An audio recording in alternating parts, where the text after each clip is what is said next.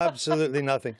Weather. Let's bring someone else in before we discuss Brexit with the politicians, because you can never have too many voices when it comes to Brexit. Owen Paterson is in the Central Lobby, former Minister, strong Brexiteer. Owen Paterson, let me come to you first. As I understand it, you want still to keep no deal as an option. But I would suggest to you that it's nobody's threatened by no deal, because Brussels knows your government has made no preparations for no deal. Well, anyone who's bought anything, morning Andrew, anyone who's bought anything, whether you go in a car showroom, you're never going to get a decent deal if they know you're absolutely going to walk out having bought the car. You've always got to reserve the right to walk away.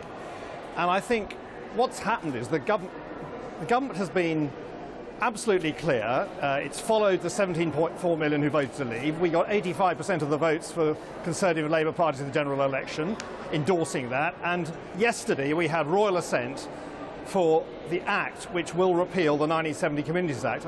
I hope all that together will at last din it into the Commission and the negotiators. And I've been talking to people who've been in meetings with Michel Barnier, who is still absolutely fixated by pursuing the European project at our expense. And I think at this summit, you're absolutely right. I think it's going to be dominated by immigration. There was a chaotic mini-summit last weekend where Angela Merkel was sidelined and the French and the Italians fell out. I had lunch with the Hungarian foreign minister this week, and they have split completely from the main states of the EU. So this is going to dominate the summit. But, so let me interrupt your tour d'horizon of European politics and bring you back to my question.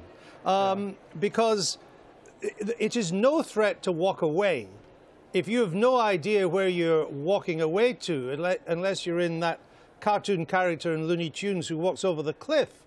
And Brussels knows that your government, not you, but your government has made no preparations for Brexit, doesn't it? It knows that. No, I've been talking to Brexit ministers. They have been preparing for a WTO deal. It's not no deal. There's this nonsense phrase, no deal. We would move to WTO terms, the terms on which we trade with the largest other economies in the world. And what preparations have you made to do that? You'd have to ask the ministers themselves. Well, you've just told me. You've told that you know the ministers are doing it. So what have they done? They say they have been working behind the scenes. But I think what should be very clear at this summit is to make it emphatic that we are leaving. They've got to get that in.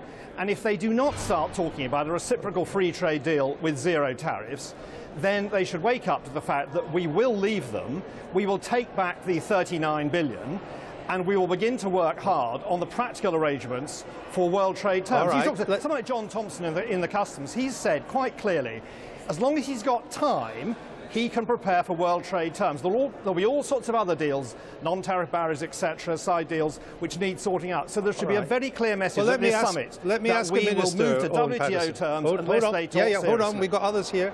Let me ask Jesse Norman, Transport Minister. What no-deal preparations have you made?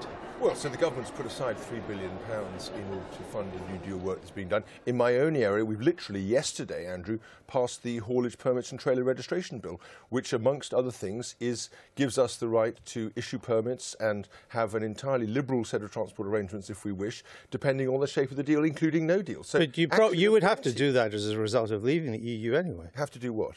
Issue these permits. That's entirely wrong. You wouldn't? No, you don't know what you're talking about, if I may say so.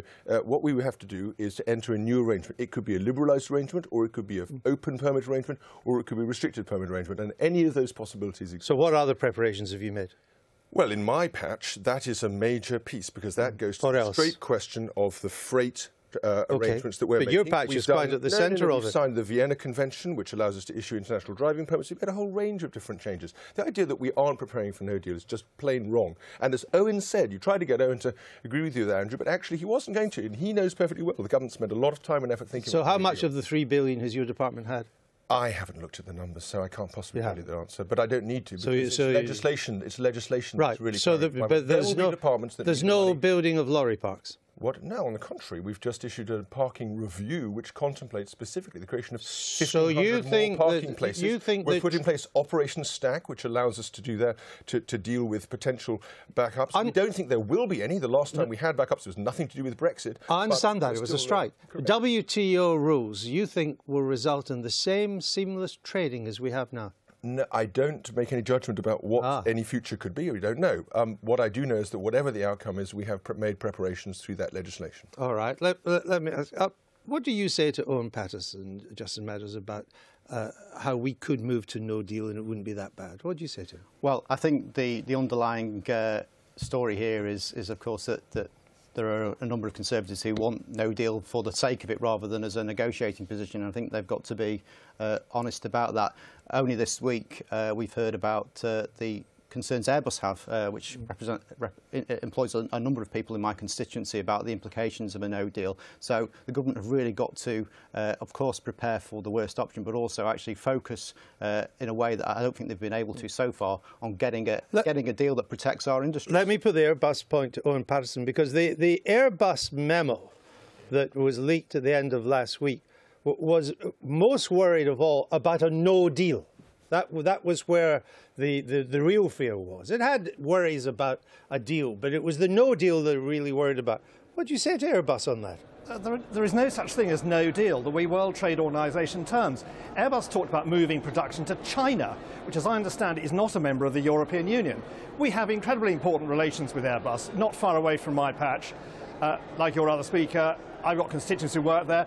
My patch, we've just bought £500 million worth of Airbus helicopters to teach all our three forces helicopter training over the next few years at RAF Shawbury.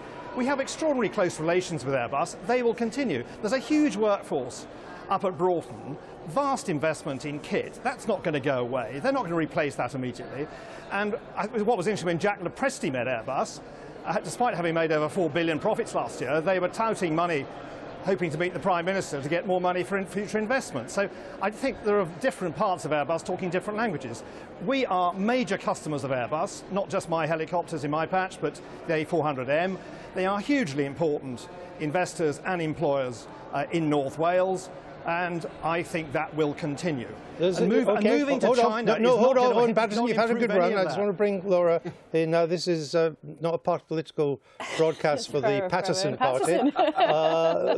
Laura, this is dividing Tories and even in the cabinet. Indeed. You know, whether to take industry's criticism seriously. Yes. Or to say, no, it's all just project fear. Of course, there may be problems, but nothing we can't overcome. Yes, that's right. I mean, and that has been part of the cabinet argy-bargy this week. Started with another thing that I couldn't possibly say on a family show that the Foreign Secretary apparently said about business, that was then echoed by Jeremy Hunt, who said it was inappropriate for Airbus to speak out. And then tremendous reverse ferret by the Business Secretary yesterday, and also the Prime Minister, who said, of course we listen to business. And I just wonder if the Minister is comfortable with his colleagues talking about major employers like Airbus in that kind of way. Well, there's no doubt that business, the government's very pro-business because it's pro-national prosperity and increased economic growth, of course. But, well, I'm not sure they are, actually. I think what they're really, I think if there was some pushback, and I don't know anything about the remarks that have been alleged to have been attributed to people, but I think they were pushing back on the question of business lobbying rather than on business. And let's not forget, there's an enormous swathe of business in the country, which is not just big business, which is always trying to lobby government to create its own regulations, but normal men and women going about their jobs. And that's why the economy continues to grow despite all this Brexit fear. Only just in the first quarter. We await the second quarter. Owen Paterson, thanks for joining us. Come back and see us again. You can make the short journey over to the studio. It's good exercise for you.